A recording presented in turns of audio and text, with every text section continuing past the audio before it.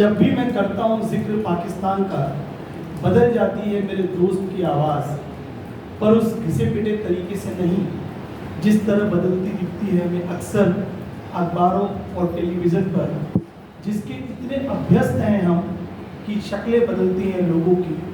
तैश और खुरदरापन रहता है एक साथ। बहुत अच्छा। मेरे दोस्त की आवाज़ कुछ यूँ बदलती है जैसे बातें करते करते अचानक गला रुंध जाने पर,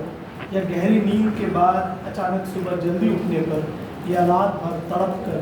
मेहंदी हसन की गज़लें सुनने पर बदल जाती है बेमालूम। क्या बात। जब खामोश हो जाते हैं घृणा और तिरस्कार के स्नायु,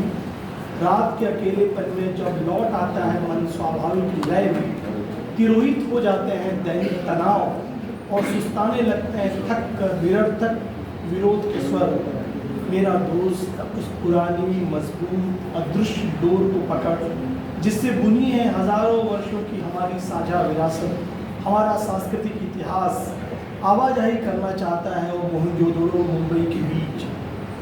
पर डोर अक्सर उलझ जाती है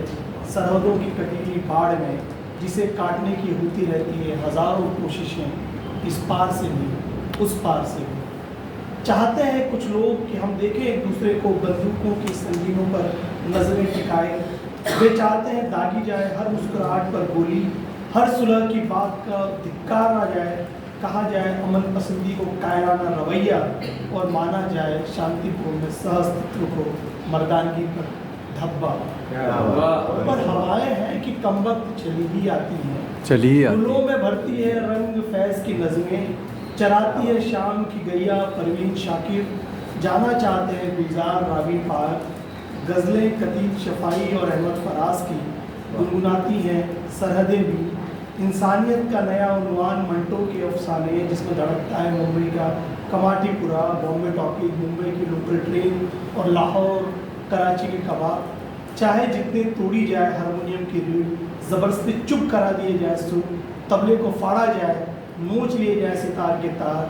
सुरूर भरती है भारतीय शाम गुलाम अली की आवाज़ में, और पाकिस्तान की ज़मीन पर उभरती है बनकर अरदास लता मंगेशकर की पाकीज़ा आवाज़,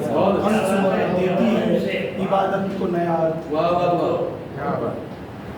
मेरा दोस्त अब तो मानने लगा है कि जिन लाहौर नहीं देखा वो जन्मा नहीं। जब भी होता है बातचीत में पाकिस्तान का जिक्र, मेरा दोस्त चला जाता है मोहनजोदड़ो हड़प्पा शहरों के बंद रास्तों पर, रावी सतलज झेलम सिंध चिनाब गंगा के जल से भरा सभ्यता का पुराना कासा थामे खैबर दर्रे को लांग कर वो रख आता है कासे को बामियान के उस विशाल कूटर में जहाँ कभी खड़ा रहा करता था बुद्ध, सैकड़ों वर्षों से दुख के विरुद्ध प्रतिबद्ध,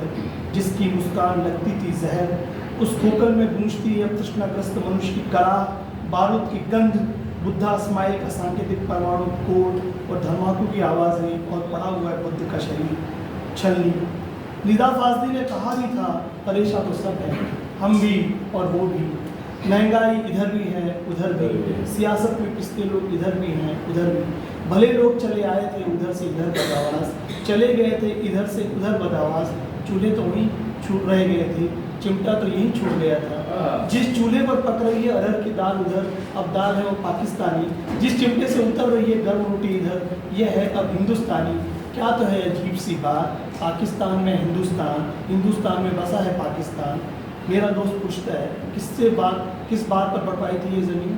किससे पूछ के बोए थे नफरत की हथियार, किससे पूछ के सुनी करते हैं माँ की गोद, किससे पूछ के सरहदों पे गोलियां जलाते हैं, किससे पूछ के बच्चों को दहशतगर्द बनाते हैं, किससे पूछ के बाज़ारों लोकल ट्रेन में बम रख जाते हैं। कितनी जगहों पर लड़ेगा आदमी, इराक, ईरान, फिलिस्तीन, इजराइल, यूक्रेन, अफगानिस्तान और न जाने क्या कहा। कब जाकर खत्म होगा आखिर ये सब? क्या उन्माद ही कहलाता है आनंद? क्या भय के बिना नहीं हो सकती प्रीति? क्या हत्या का अर्थ ही बना दिया गया है जीवन? मेरे दोस्त मत पूछिए सवाल, सवालों से घबराती है सियासत, सवालों से कांपता है निजाम, बन जाता है वह शख्स खतरनाक जो पूछ कर सवाल जगाता है अवाम। मेरे दोस्त ये सवाल तो पूछे थे मंटो ने भी, ये सवाल तो हर पाक साफ दिल पूछता है, पर क्या तू नहीं जानता सियासत को? ये बातें सियासत पागलपन करार देती है, फिर पड़ी रहती है डोबा टीम सिंह की लाश उस नो मैंस लैंड पाक ज़मीन पर जो न हिंदुस्तान पाकिस्तान की।